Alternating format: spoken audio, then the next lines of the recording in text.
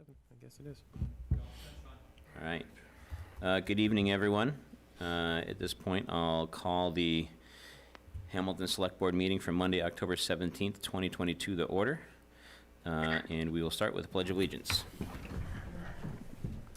Pledge allegiance To the flag of the United States of America, and to the republic for which it stands, one nation, under God, indivisible, with liberty and justice for all.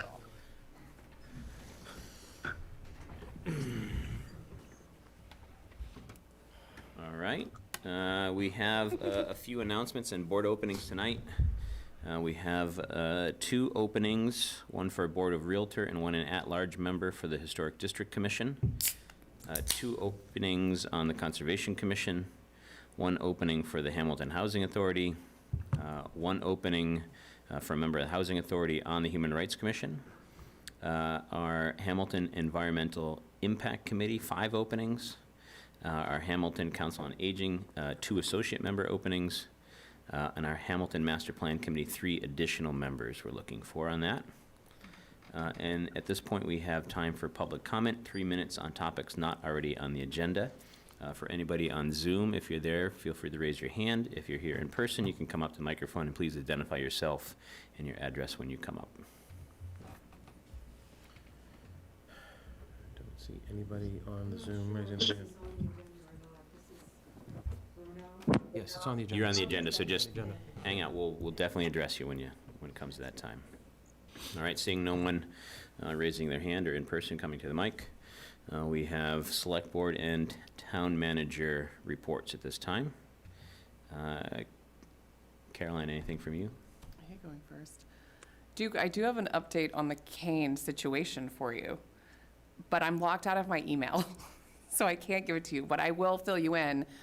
Teresa at COA has been looking for the oldest Hamilton resident, Kane, and we think we've narrowed it down. Oh.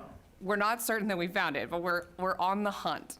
So if anybody out there, the millions of you listening tonight, if you have information, email us. But she thinks she knows who the time before last person was. And if we can figure out who that person gave it to, then we'll go from there. Of course, yeah. That's it for me today. All right. Jamie, anything from you? No, not tonight. Tom? Nothing for me tonight. Thank you. And really nothing for me tonight. I unfortunately missed our CPC meeting where we had a kind of a turf, or I should say, athletic improvement facility update. And I don't have anything to add, but I will at the next meeting for sure when I catch up on that meeting of what I missed. Joe, anything from Town Manager report? Nothing really big on that front right now. Mostly the stuff from the last Town Manager report is moving along. We have nothing new in the last 2 weeks. I will say, I thought you would, the effort to partner with Gordon Conwell is moving forward. We've signed a contract with a consultant, and the consultant will be meeting with specifically the neighbors of the property, the abutters to the property, and folks from Gordon Conwell and you and I tomorrow night. Yep. And then there'll be a public effort to engage the wider community on what should happen at that property, on ideas for what can happen at that property. And that's the big news there. So we'll be moving forward. All right. I'll add 2 things. When we had our Shop Local Street Fair, the Hamilton Historical Society was there, and they handed out a little 10-question "Did you know?" survey, and I'm gonna quiz my board here on 2 of them. Please don't. Are you ready? It says there was a large encampment of Union soldiers in the Hamilton area during the Civil War. Where were they located? A, in Pingree Field and near the Hamilton Wenham Library parking lot. B, on Railroad Avenue near Connolly's. Or C, where Town Hall is at present. Wait, this is what year? During the Civil War. Yep, I'm trying to think. What? Any guess? Pingree Field, Railroad Ave near Connolly's, or Town Hall? I'm going to say near Connolly's, Railroad Ave. All right. I'm gonna go with Town Hall. Town Hall? I'm gonna go Railroad Ave. Well, you're all wrong. Oh, Pingree Field. I thought it was a hill back then. That was my next guess. Oh, here should be an easy one. What year was the town of Hamilton established? A, 1492, B, 1776, or C, 1793? 1793. Perfect. Yep, right on it. that's exactly right. All right. We also have a department head report. But 1492 is when Christopher Columbus left the shores of Spain, so. Correct. Yeah. Right. Yeah. We have a department head report from our finance director, Alex McGee. And he's going to provide an update, and we're going to discuss FY24 budget goals and messages to departments. So Alex is online with us tonight. Alex, the show is all yours. Hi, folks. How's everyone doing tonight? Good. So excited Good. about this, Alex. Yeah, me too. We have quickly shifted gears into budget mode here in sort of on the finance administrative side of things. So we're off and running. I have, I believe, noted, and I'm not certain, so I'm going to say it again, that we've applied for a community compact grant for a new budget document for some technical assistance through the community compact program.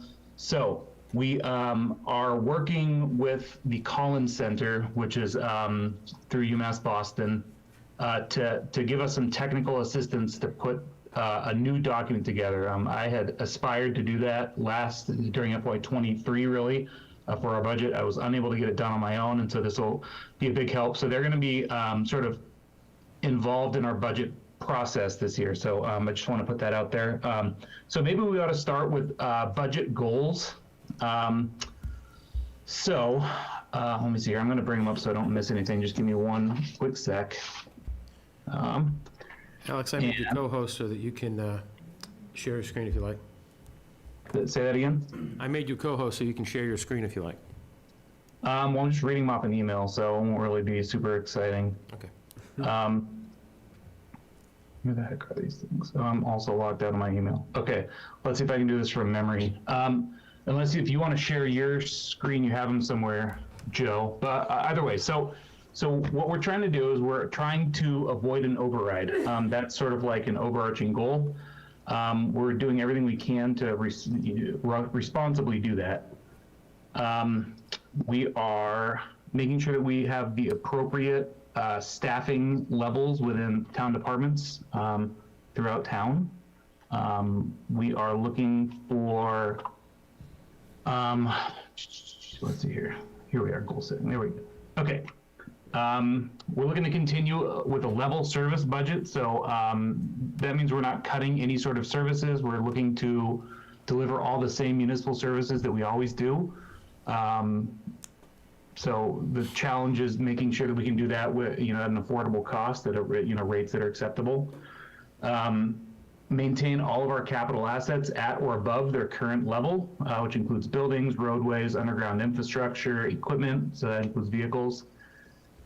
To meet all of our required financial policies, including funding all of our reserve accounts at their appropriate levels, including free cash, stabilization funds, retained earnings in the water enterprise, trust funds, and the overlay, which we budget into in anticipation of potential tax collection issues, to fund a reasonable amount of capital projects, and that's a big one probably in FY24.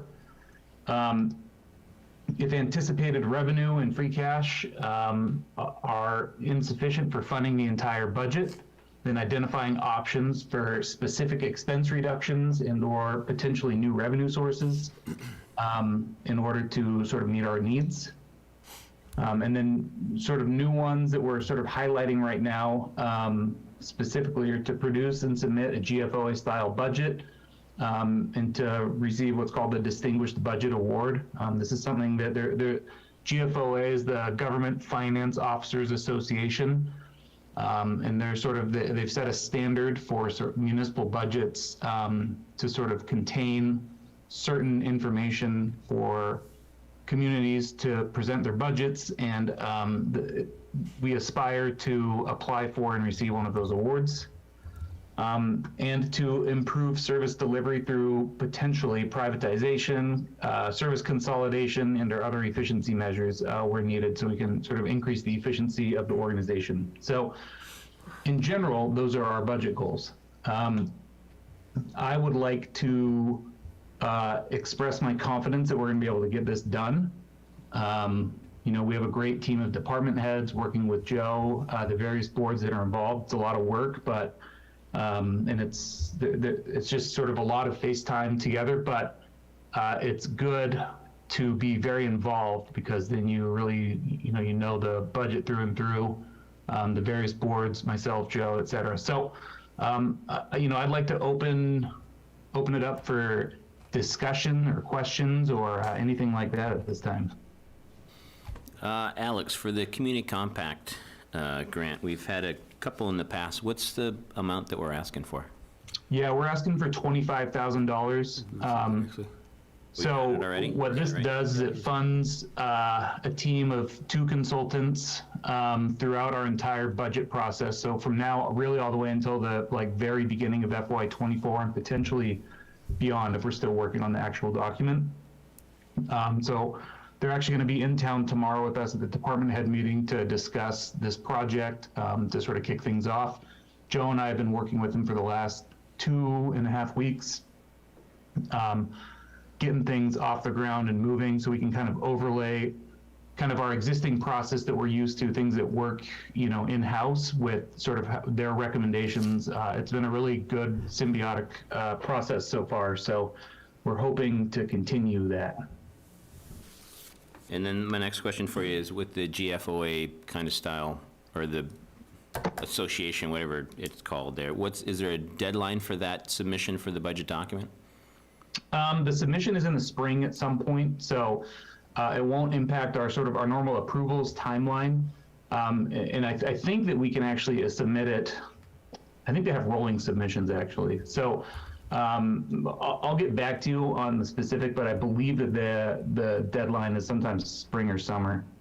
We used to submit them in the spring, late spring when I worked at a previous community. Gotcha. And then you talked about capital projects kind of during the process for this year and next. Is there anything, I know we haven't had all our meetings yet, but is there anything kind of looming on the horizon that is a bigger ticket item that we should know about? Yeah, I mean, well, the two, they're sort of, they're runbacks, I guess. They've been discussed ad nauseum.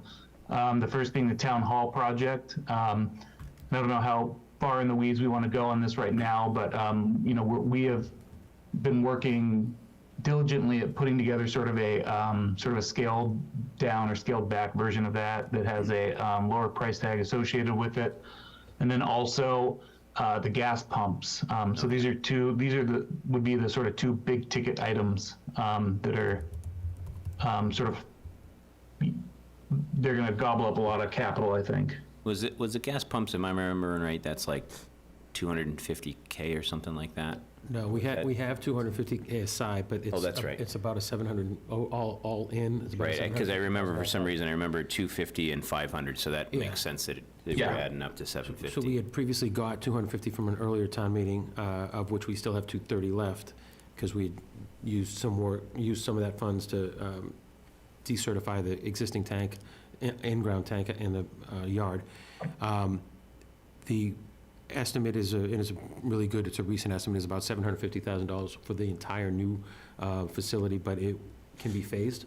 A canopy and fire suppression system that is recommended but not needed would be the second phase. So we're looking at a cost of around $600,000 or a little less for the first phase. So we'd need an appropriation to supplement the 230 to get to that first Right, phase. it's like the tank and the pumps and Yeah. that kind of stuff, all right. The site work to, get the pad laid and everything else, so. And then last question, and it's my favorite topic with you, is financial policies. I know we've talked about yeah. them off and on, and I'm going to assume that you're working on the first 2 for us that we're going to be seeing sometime in the next couple weeks. Yeah, actually, I'm working on the first 3 for you. So, Even better. so we have we're essentially at the finish line with the anti-fraud policy. And I will have sort of we'll prepare a final version of that to accompany a vote at I think the November 7, is that? Yes. Yeah. Is that the first? Yeah, so the November 7 meeting. I may be able to get the indirect cost allocation policy done as well. We've kind of done a soft launch on that already, where we, this sort of dictates how, our shared costs, that we make sure that we capture everything instead of just the operating costs. We also collect health insurance and we collect OPEB costs from our joint programming, and then it also allows us to follow the sort of the legal requirements with what we charge to our like water enterprise, for example. You can charge some of your administrative time to that. So we do that already, but this sort of codifies that. And so those two are close to being, the anti-fraud is pretty much ready for launch, and then the indirect cost allocation is going to be right behind it, if not at the same time. And then the grants management is probably the most complicated of the three that we've been sort of working on. This is going to take a little bit more of a lift, where we're going to put together a grants sort of review committee internally, something that we've been talking about for a while. And so we're kind of working out the mechanics with Joe, myself, and the sort of administrative team. And this will just allow us to sort of really look at really take a deep look at grants and make sure that there's we have the sort of the staffing resources to provide any sort of in-kind match, that the finances make sense, that what the grant gets us actually aligns with sort of our organizational goals. So it's just kind of it puts, a meeting of the minds together on any grant that we're applying for, and then it'll also provide a forum for anyone who's managing a grant around town to sort of provide updates and feedback to Joe and myself. If it's not us that's managing them. So that'll be, I would expect that to be December. So we had planned on sort of an October, November, December delivery of these things, and we're tracking. So stay tuned on those. The beginning of November, we'll probably have, I'm hoping to have two. Definitely we'll have the anti-fraud in place for a vote, though. Okay. Any other questions or comments from the board? Tom, Jamie, or Caroline?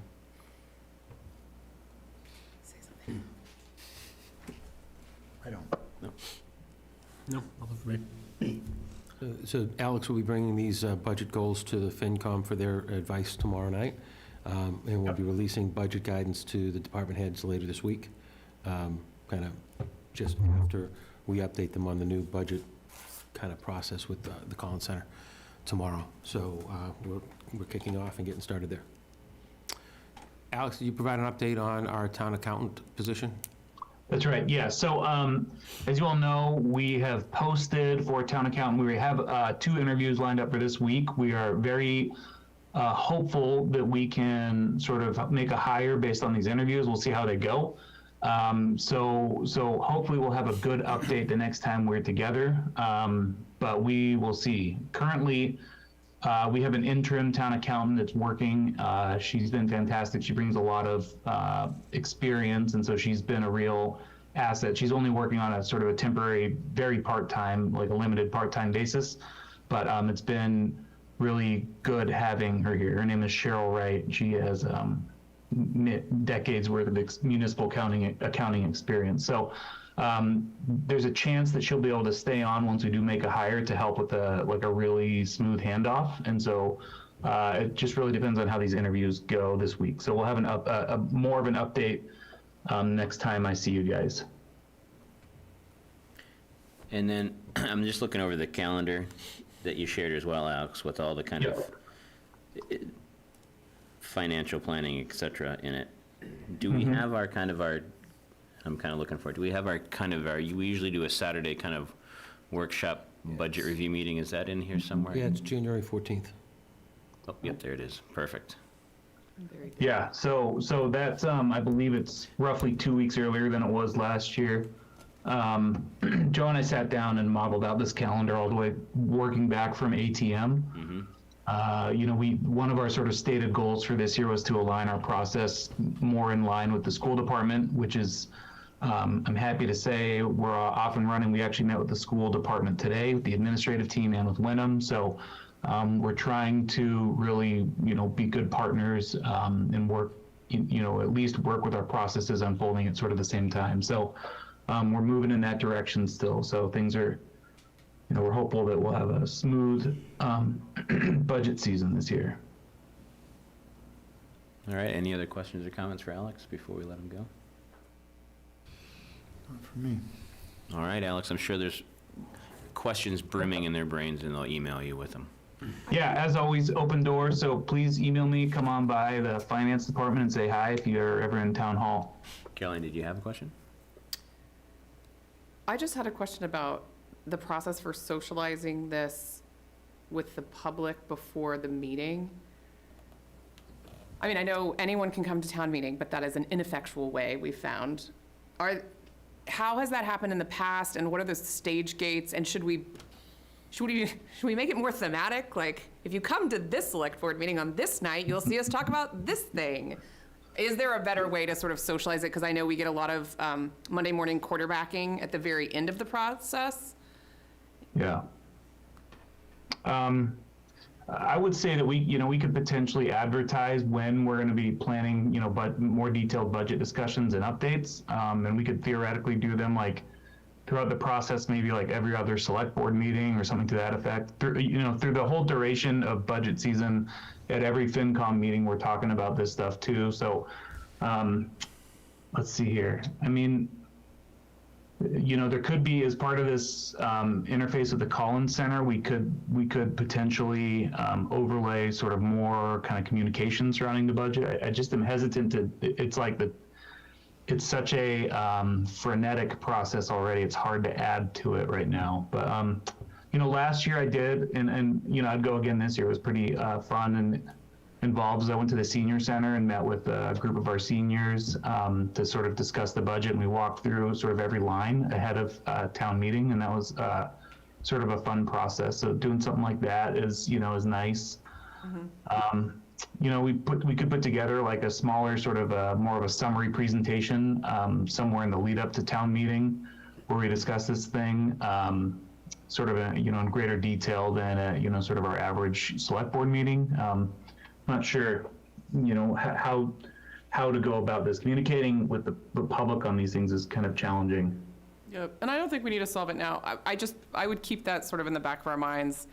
If Tom and I do a wine and warrant for the Springtown meeting, maybe we could do it a part of that. I mean, if people choose not to engage or not to come, I think that's their choice, but I think if we can just be better about inviting folks to be involved, at least there's a paper trail of inviting people to. Sounds like Alex is getting a TikTok account. Yeah. Sure. If you I'll be sending out the TikToks. If you want me to attend your wine and warrant, I'll bring some cheese. Yes. And I'll discuss the budget. I mean, you did just say that going line by line of the budget, the senior center was fun, and you said it 3 times that it was fun. I was kind of dreading it at first, but it was really a nice sort of. It was fun. It was good, and it was, I think, pretty. It was. I don't know. It was an interesting experience, and I think we all enjoyed it. Yeah, I heard positive feedback from some of the seniors. They thought it was good to kind of be able to walk through stuff and have questions answered, so I think it was beneficial. Yeah. All right, anything else for Alex? All right, thank you, sir. Thanks, Thanks a lot, guys. All right, we have our consent agenda here. We have approved minutes of September 7th, 2022 Select Board meeting, approved minutes of September 19th, 2022 Select Board meeting, approve Hamilton Wenham Ed Fund's use of Patton Park for annual Christmas tree sale, and lastly, approve request of Friends of Cutler School for sign at the COA. Move that we approve the consent agenda as read by Sean and as is in our packet. All right. Second. Second by Tom. Any further discussion? All right, all those in favor say aye. Aye. Aye, Aye. ayes have it. And on to our agenda, we have, first up, approved warrant for November 8th, 2022 state election ballot. We have our wonderful town clerk, Corinne Kale, here, who can kick this off for us. Hi, everyone. Thanks. Corinne Kale, Rock Maple Ave, Town Clerk. The warrant is things you've seen before. It's not anything we create here. It's right from the state requirement. So it just outlines the positions for this community that will be on the ballot, and obviously the questions at the back of the ballot. So if you have any questions about that, I'd be happy to answer it, but I wanted to use this as an opportunity to just highlight a few key things for folks here in the room or folks watching now or later. The election is actually 3 weeks from tomorrow. Hard to believe. It seemed like it was so far off, but we're really almost there. And I want to point out a few key dates. The last day to register to vote, if someone's new to town or is not yet registered, is Saturday, October 29th. And I am required to be open from 9 to 5 that day. And then the last day to request a mailed ballot is Tuesday, November 1st at 5 p.m. So anybody listening, those are really two key dates that we have no wiggle room on. So people need to make note of those. Early voting starts this Saturday, October 22nd. If you remember, there are 2 full weeks of early voting. The only day we won't be here for early voting are on Sundays.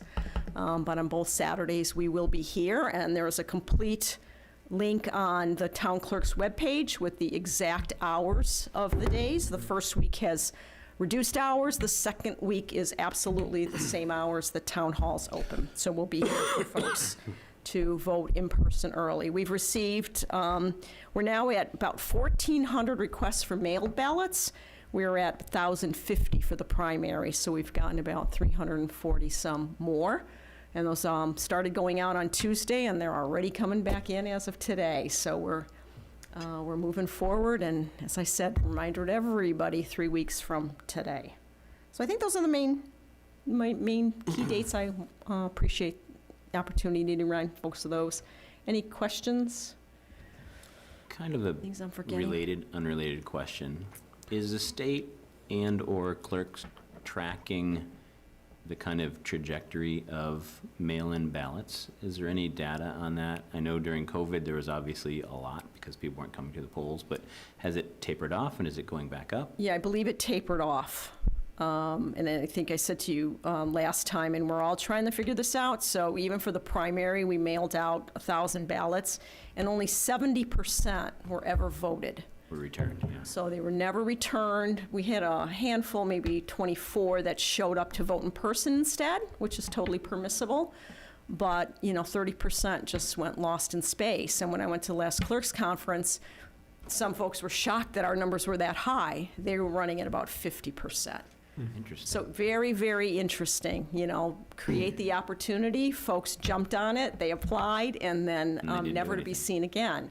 So, yeah, I think great question, because that's what everybody's looking at for many reasons, obviously, least of which is the cost. Yeah, exactly, that's my kind of thing, is the It's a cost. ton of money to send those out, and for them not to be returned is pretty disappointing to a lot of us. And are we incurring, besides mailing costs, are we incurring printing costs as well? No, in a state election, everything comes, the big we, state taxpayers, yes. All that comes from the state. So you When it's a order from the election. state? We don't even order, they tell us how many, Gotcha. and that's really an interesting history I don't totally understand yet, but in law, a voter can spoil their ballot twice, so you can actually get 3 ballots.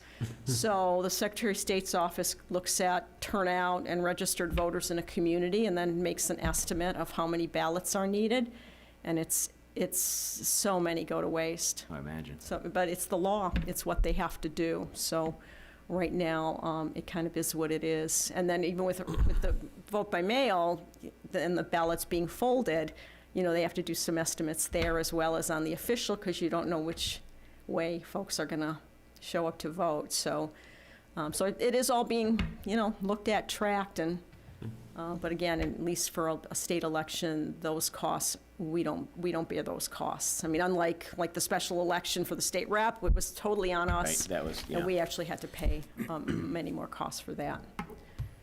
Anything else? Any questions, comments? No questions, just thank you for all your work on Thank this. you. Oh, know. that's very nice of You you. guys Thank work you. really hard around election season, so appreciate it. It's like a bomb went off in that office right now, but kind of goes with the territory. So Joe, I think you have the So we have the warrant. document itself. Yeah, we right? have a couple of documents here thanks, this helps me remind the rest of the board. Sean has already signed everything. But we have cemetery deeds. There's an item on the agenda for a change of manager of a liquor license and the election warrant. So after you take those votes, you should all sign them. Cemetery deeds need to be signed. There's 2 copies of each cemetery deed, so For the warrant there's a lot of them tonight. approval, do we need to read anything specific, or can I just ask for a motion to approve the warrant for the ballot, for the November 8th ballot? We haven't read the election ballot in the record of the past. I think Right, we just so- asked for No dramatic reading, but I was just gonna say, Caroline has No, how loved to read the entire warrant. It's a long. Or ballot questions, which would Yeah, you like to go first? You might not want to, Caroline. know me. I got no plans tonight.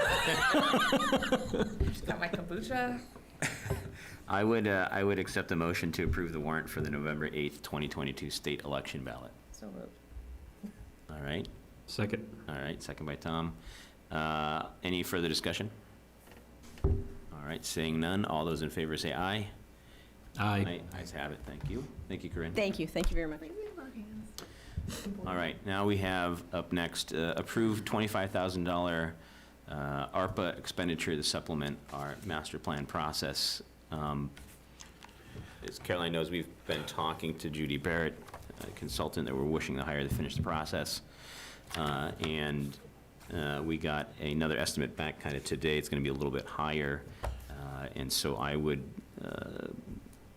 move, or I can't move, but I would suggest that we amend this number up $2,500 to $27,500 for ARPA expenditure. And Joe, if you want to add a little flavor to this for Tom and Jamie, who haven't been quite in the discussions. Yeah, so, I mean, I'm sure you've all heard and realized that the master plan process had gotten off track. After some discussions between Sean and Caroline and the committee, it was decided that the vendor we had working with us and us were just no longer on the same trajectory. They have wound down their work. We have product from that can be used with a new vendor to finish the project, but unfortunately, we are probably going to have to supplement that budget a bit here. Judy Barrett was a big part of the last time the town did an official master plan in 2004. She comes with experience in the community, also has come with some experience of picking up the pieces of other consultants who've not been able to finish their projects as well, so she's done that once or twice in the past as well. Through, I don't know, probably 4 to 6 meetings with Sean and Caroline, myself, and Patrick Reffett, we've kind of worked out the scope that was sent to you all today. And minus a couple typos or anything that Caroline or Sean adds before then, our intention is to bring Judy on sometime here in November and to restart the master plan process with the committee and hopefully some new members to round out the effort to give more, more hands make light work. So the idea is to provide some additional resources to help that committee. They've been working hard. We need to help them out by picking up the process and getting it moving again. So the 27.5 would be the additional money needed to, along with what we have left from the first appropriation, to complete the project as proposed by Judy.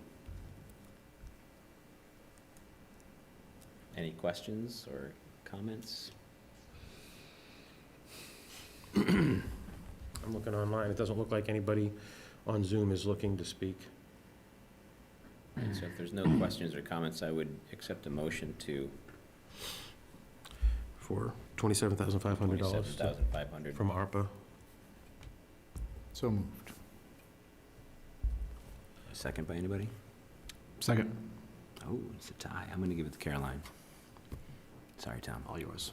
All right, so a motion has been made to approve $27,500 ARPA expenditure to supplement our master plan process.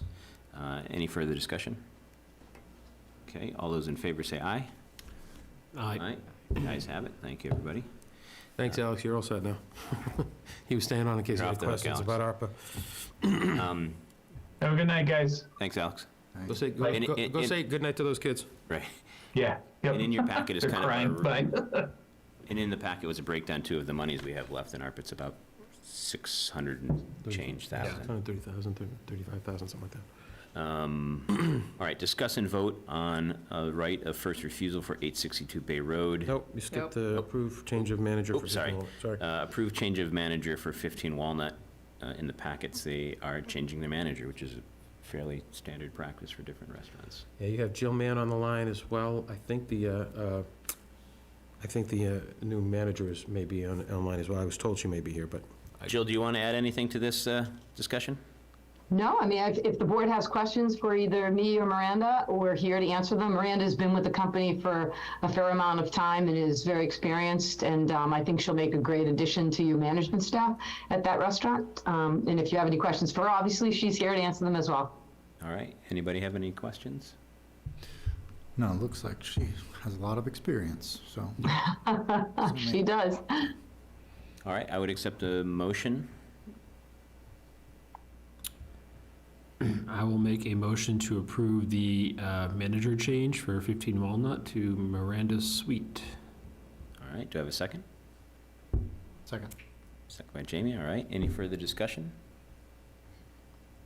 All right, seeing none, all those in favor say aye. Aye. Ayes have it. Thank you for joining us. Thank you very much. Be all Appreciate set. your time. Enjoy the rest of your evening. Bye-bye.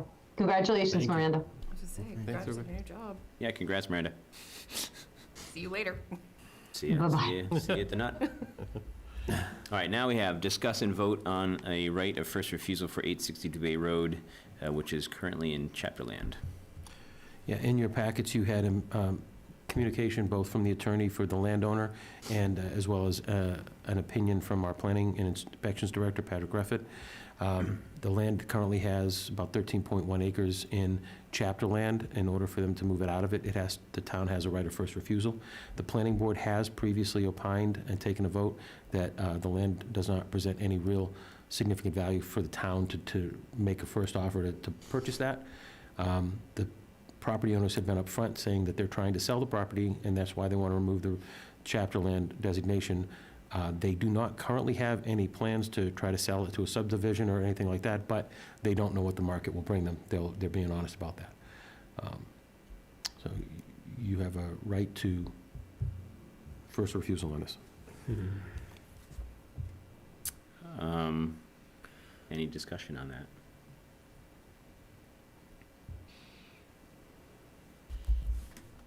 So no to the amusement park. No, no to the music park. It's only 13 acres. It wouldn't be a very big amusement park. It would be slightly amusing. It'd be slightly amusing. Slightly, we would call it the slightly amusing park. The slightly amusing park. Yes. I kind of agree with the planning board. I don't see much value in the town taking it for any reason. I mean, other than a small parcel of open space that we would probably never do anything with and not be on the tax rolls. This is a way for us to get it back on the tax rolls in theory, Yeah. if somebody does something with it other than put it back into chapter land. And currently, if they sold it, it could be parceled out into individual 1 acres? Yeah, they'd have to go, 2 acres, right? 2 acres? 2 acres is Sorry. R2A there, I think. 2A. Yeah, and so it would have to go through a subdivision planning process with the planning board, so there'd be a public process for that. It could stay in chapter land. This is really just whether the town wants to make an offer to purchase it. It's, as Patrick noted, it doesn't have a lot of frontage. It's kind of one of those parts that has a little bit of frontage on Bay Road and then expands out beyond. It kind of loops behind the property in front of it. So again, as Sean said, it'd be difficult to utilize it for like a public park because how would, that small bit of frontage is, all the traffic would be going in and out of that. It'd make it kind of awkward.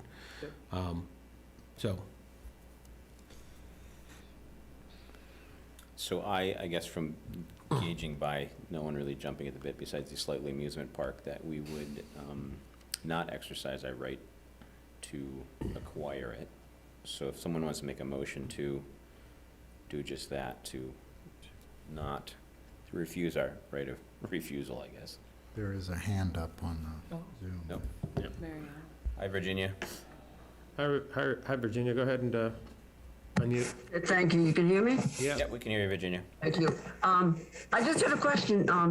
Don't the chapter lands give the owner of the land a tax credit or deduction or something to affect the taxes on that land? And when they sell it, then there's something they have to pay back? Or am I thinking about a totally different chapter that No, that's right. No, you're right, Virginia. I was just wondering. I know it's not actually directly pertinent tonight, but it looks like it might be. Okay. Thank you for listening. Thank you. Thanks, Virginia. Thanks, Virginia. Welcome. Do you want to add anything to that, just for the general folks of what happens if somebody takes something out of chapter land? I would love to add something if I knew exactly what it was. I know that when the board votes at the request of the property owner to take something out of chapter land, a portion of the taxes that were not previously assessed because it was in chapter land Are assessed. are assessed. So the town does get a little bit of a pay bump Yeah. for it, and then going forward, the property is taxed at the full fair value Right, I of can't, its zoning. So, I can't remember the rate but yeah, at which it's a percentage, as Virginia kind of said, that it's, I don't remember the amount, and it's only a certain number of years, I think, depending on how far right, back it goes in yeah, the chapter only a lands. couple years. Mhm. All right, anybody want to make a motion to not exercise our ability to acquire it? Looks like Jamie wants to I- craft it. I move that we decline There you to go. exercise our right of first refusal on 862 Bay Road. Second. All right, second by Caroline. Any further discussion? All right, all those in favor say aye. Aye. The ayes have it, thank you. And up next, we have discuss and vote on a request for a burial plot, and this is in your packets. Yeah, we have a letter from a gentleman who resides in Florida. He has never lived in the town of Hamilton, has lined out for you that he, I can't find my letter now. He has many family members that are buried there, and he's visited the town frequently in the past, and he's getting older and would like to buy a plot. Unfortunately, the town's rules for purchasing a plot are for residents, and in some instances, the Board of Select Board has made, in the past, exemptions for people who had lived here for a long time and had moved away maybe at the end of their life. That is not the case with this gentleman. He admits in his letter that he's never lived here. He just thought it would be nice to be buried near his loved ones. Unfortunately, the cemetery has a limited number of spaces. We don't have any more land, and we're kind of running out of plots, so it's really up to the board whether you want to sell one of those spots to a non-resident. There is no precedent for that we know of, that I know of. I'm kind of the elder statesman here, I guess, and I've never heard of it. But, thoughts? What does the policy actually say, that they have to be a resident of the town or lived in the town, or what is I didn't see the actual policy. It's not, it's, Residency's kind of the prerequisite. I don't know if we have a set yeah. the town- in-stone We policy. don't have a set in-stone policy. The town has, it's a prerequisite to be a resident of the town in order to purchase a lot. In the past, there have been exceptions made, as I said, for longtime residents who moved away. Right, if somebody lived here until they retired and then they moved to Florida, Yeah. say, and then they said, we want to be buried in Hamilton, we've typically granted it. But in this case, he's never lived here, so, but he has grandparents, aunts and uncles, and, I mean, I hate to be the Parents. decider of where someone's final remains reside, but, I mean, I feel like residency, leaving it up to Hamilton residents to have first dibs on spots is, but, again, So, did anyone, I appreciate having the minutes from our previous vote in here, and I was actually there. But I'm confused by it, because at one point it says the motion was voted, it was voted unanimously Yeah, to approve the motion. Was that just an amendment? There was a motion, so it was a motion about the board needed, because this was the previous board, somebody had made a motion that we should maybe look at having a new policy, but it hasn't come back up again since then. But no decision on this gentleman's request was ever made. Okay.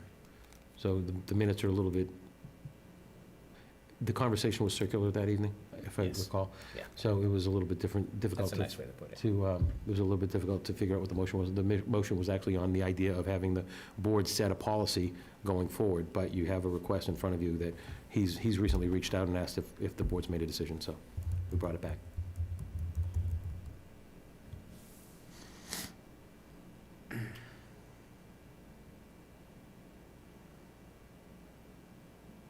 I don't think there's a world in which we can reasonably, if there are limited spaces remaining and many people yet to pass on here in the town of Hamilton, I feel terrible about telling this gentleman he cannot be eternally laid to rest with those he loves, but I think I'd feel worse if I had to tell a resident of town that they could not be laid to rest here Right. after living here. Yeah, we have a finite amount of spaces. We've talked about acquiring more land behind, but that's a whole nother Hasn't ballgame. happened yet. Yeah. Hasn't Yeah, happened so yet. not to change the subject, but what happens when we do run out of space? You won't be able to bury anybody else there. Yeah, So we'd that, have to find another parcel somewhere, like interesting. acquiring behind or next door or There is completely different. is Virginia's hand still up, or is she asking another question? I just put it back up. Okay.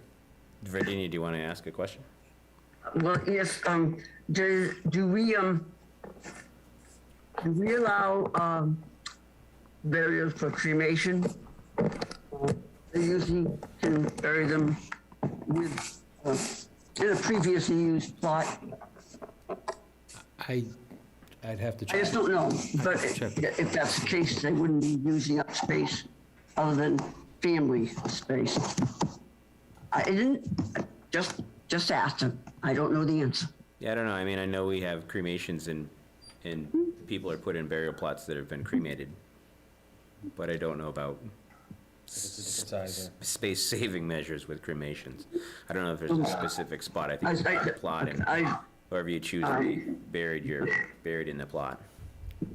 Yeah, I happen to know about it because I had my husband buried between his parents, so he doesn't have a separate plot. Oh, he's in between, yeah. Yeah, I've seen that. Okay, so I assume that's what any burial, any graveyard that allows burial still allows something like that, but they have different policies. So it's just a thought. Thanks for listening. Yep, thanks, Virginia.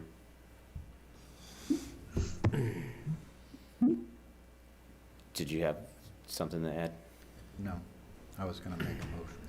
Okay.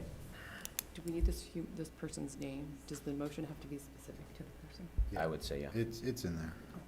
Yeah.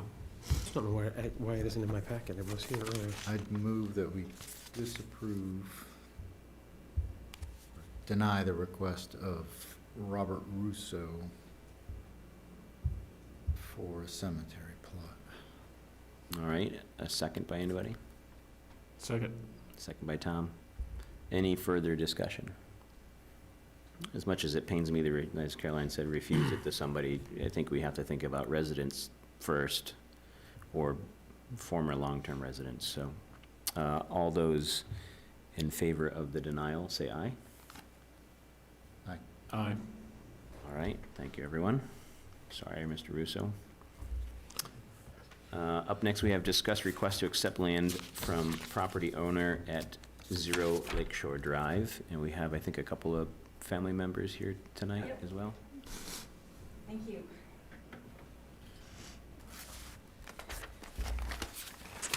Hi, my name is Joanne Netherton. Thank you for listening to me tonight. Thank you for allowing our family this opportunity to represent this critical family issue at your meeting. Our parents have owned a non-buildable lot approximately 6,500 feet on 0 Lakeshore Road. For the past 50 years, over that period, my family has paid thousands of dollars in property taxes to the town of Hamilton, and we never requested any services from the town or anything from the town. Sadly, we lost my mother to COVID 2 years ago and are in the process of settling the family estate. Our lawyer informed us that we must liquidate the property before we can close the estate. To that end, my brother Jerry tried to give the property to a town as a green space. Next, we contacted the abutters to see if they were interested in purchasing the parcel. 3 abutters expressed interest. Unfortunately, the lawyer representing one of the interested abutters discovered the title on the parcel was crowded, and this prevented the sale. Our next best chance to close the estate was to forfeit the land for non-payment of taxes. My brother contacted the town assessor. Thank you, and you were very helpful. but that process could not start until the fall. A few weeks ago, my brother contacted the treasurer. Once again, thank you. The treasurer was very helpful, but informed us that the town didn't want to spend the $550 court cost to initiate the process. To which my brother replied that our family would be certainly willing to pick up the cost, the full cost for that. Let's see. Tonight, we would like to ask the town to grant our request to take the property for non-payment of taxes. That would be a relief for our family, since we cannot close the family estate until the land is settled. It would cost wouldn't cost you anything, because we pick up the $550. When the town takes possession of the property, they could generate revenue through the sale of the property to one of the abutters. And the addition of the land to the abutters lot would trigger a reassessment, generating additional tax revenue for years to come.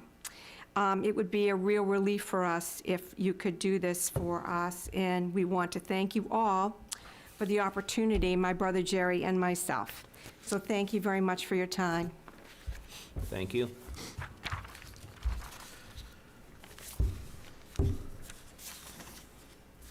Do you want to add anything about the size of the parcel, Joe, or a little more color to it?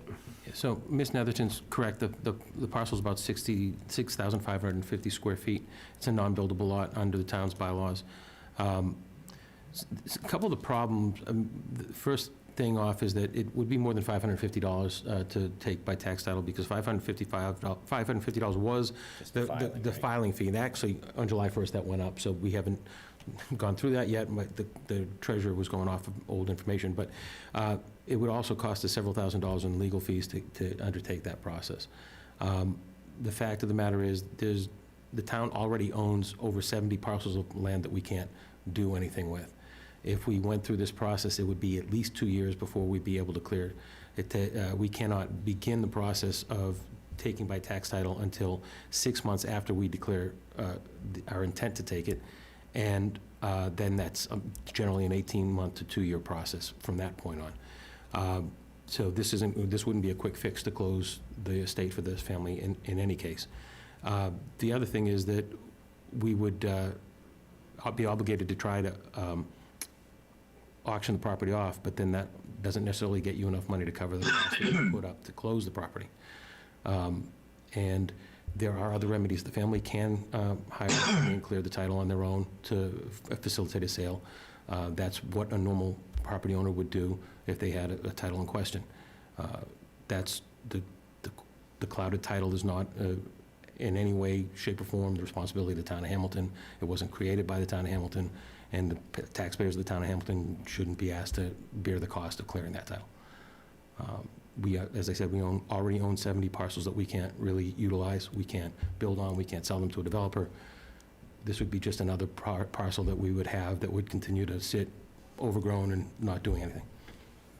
Right, and I think that with the size of the lot, the only interested parties would be the abutters, I would think. And then I think that even then, it's not a guaranteed sale. And then I would also say we've probably, in the end, invest $3,000 to $5,000 in legal land That was town court council's estimate. and et cetera, auction fees and filings and advertising, closing costs. And I don't know the value of even the unbuildable lot. Do we have a value on it at all? I mean. And it probably wouldn't be that. We could ask the assessor to try to get it, but town council referred to it as land of low value. Right. It wouldn't be, it's not able to be developed, it Right, only have value to. when you're to assessing a the abutters, non-buildable really. lot, it's usually pretty low. I mean, it's. The tax, and the other thing is, It's probably only worth it, about what we'd spend on it to clear it. Yeah, the current unpaid taxes are only 1/4, it's only $26.80. We would never normally move to tax title on such a small amount of money. Typically, we move to tax title on several thousands of dollars that have been several years in the making. We are nowhere near that kind of threshold at this point. the first remedy is always to try to work with the property owner to resolve their tax situation, so that they can keep the property and we can keep it on the tax rolls. So this would be going against what we do tax title for, which is really to clear up impossible situations on the town's behalf. The property value, according to property card, if I can read it here, is $3,461. So, How much was it? What was the number? $3,461. So, again, 2682 is the currently assessed taxes that were unpaid. I have empathy that the family's got this difficulty in closing their mother's estate. That's not a good situation for anybody. We hate to see anybody in that position, but I agree. again, right now, with the highest tax rate we've ever had, it's $26 a quarter. So they've been paying taxes for 50 years, but it's not been like on an unsupportable amount of money. Thoughts, comments from the board? So it sounds like there is a remedy on the estate side, right? So they would just have to clear this title, and I'm assuming there's a filing fees and attorney's costs and all that. I'm not sure what that typically runs as far as, the cost. I don't know, Jamie, if you have more familiarity with that. But. Lend your expertise here. I definitely do estate and trust administration, but not as much real estate. But is the cloud on the title the taxes? Is that? No. No, it's something else. Yeah, it's something strange, we can't figure it out. Okay. But if we, But, yeah, so, We just put ourselves in that situation if we exactly. take it. Yeah. Because if the issue is just tax title, which is $26 they owe us, right, we would just pay the. we would just pay the back taxes or. So, And for reasons that have not been disclosed to us, the property owners have not cleared the title through their lawyers, I'm assuming, because it's cost prohibitive to do so. I don't think it was that, I think. Would you just mind coming to the microphone since it's a public meeting and there's folks at home that might want to hear? Thank you very much.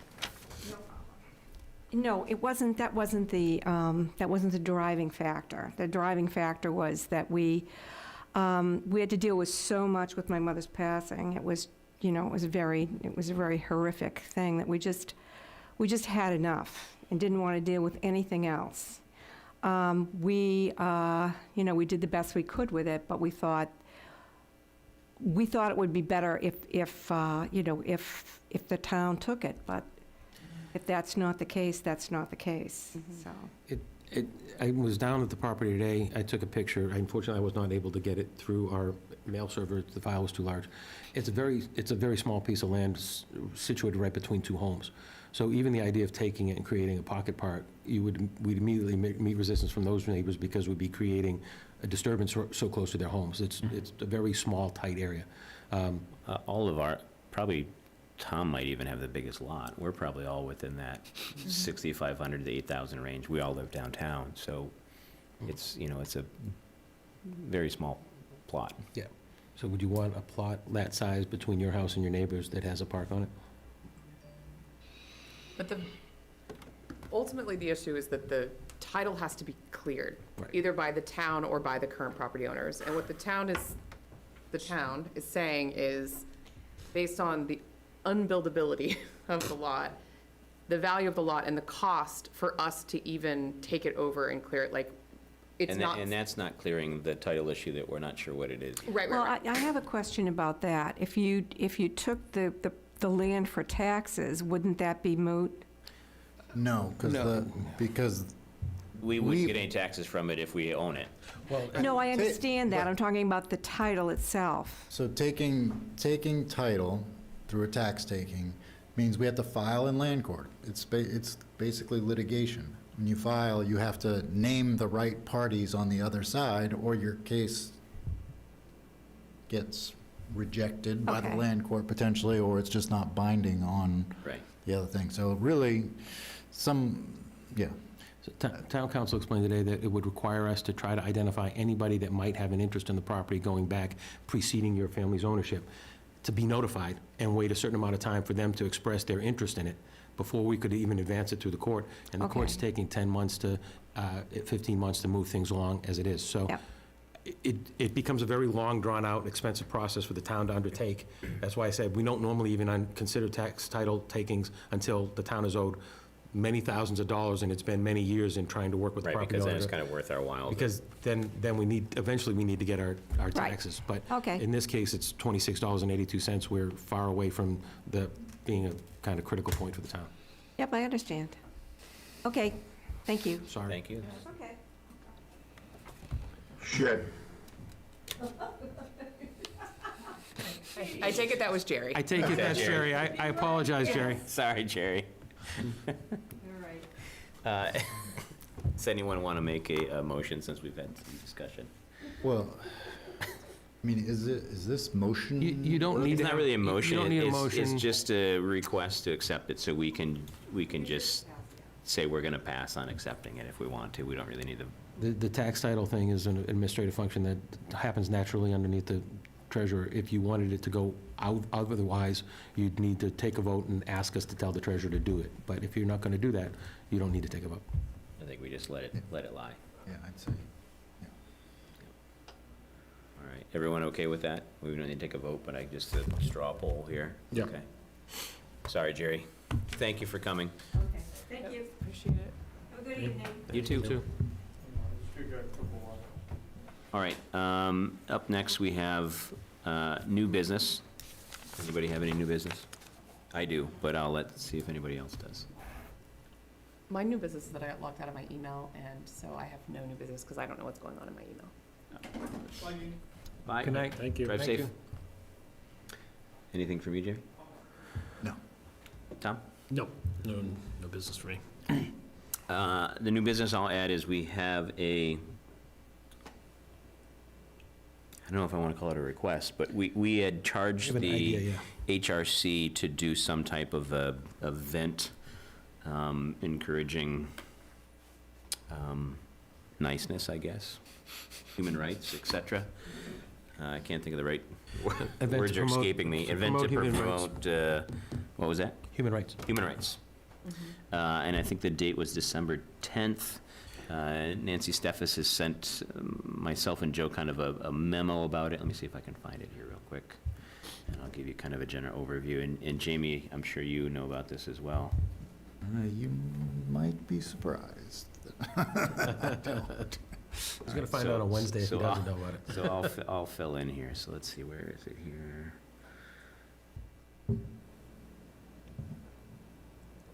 I can try. I have some of it memorized after my Here we conversation. go, here we with go, I got it. All right, so, possible community event, we had asked, the select board suggested around International Human Rights Day on December 10th. So there's a draft document here, basically, talking about doing something on December 10th.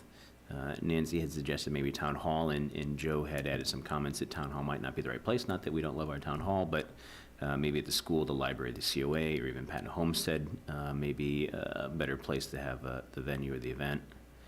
And then we talked about the clerk could cover responsibility and protection of voting rights.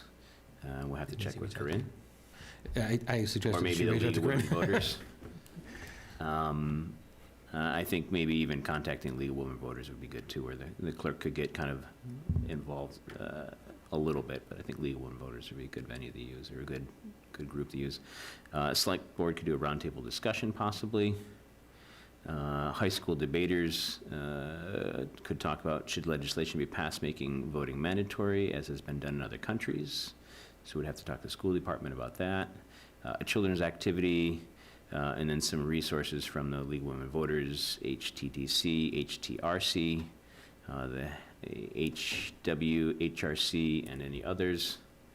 And then kind of organizing that all.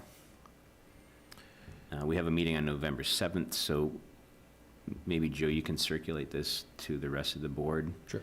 And they can add some input, and then we can talk about it at our next meeting to see. The HRC is meeting Wednesday night. Nancy's going to take my comments and these ideas to them to get some input as well. And they will probably in time for the November 7th meeting, have a request or proposal for you to consider. She did have the idea about having, some programming with the clerk, but I told her, make sure she talked to the clerk. That's in the red there, and Nancy agreed with that. So don't mean to surprise Corinne or make her panic. The idea would be to create an event that would help promote human rights and explain to people kind of how your community can work for you in protecting human rights or promoting human rights. Yep. What's the date? December 10th is International Human Rights Day, so ideally it would probably be on that date, but I think it could be somewhere around that date as well. So I guess if you have any comments or questions, reach out to Nancy or someone else on the HRC, like Jamie. Any other new business? Quick question, so as a part of, actually, never mind. All right, I Okay. like those kind of questions. I would entertain a motion to do that thing that we do at the end of the meetings. Of here and Do you want to make a motion, Caroline? I move to adjourn. Second. Second by Tom. Any discussion? I'd like some fries. Seeing none. All those in favor, say aye. Aye. Aye. Aye. Don't forget to sign some documents before we leave. Ayes have it. Motion carries. We are adjourned. Thank you, everyone, for joining us. Good night, everybody. Meeting. Virginia. Thank you.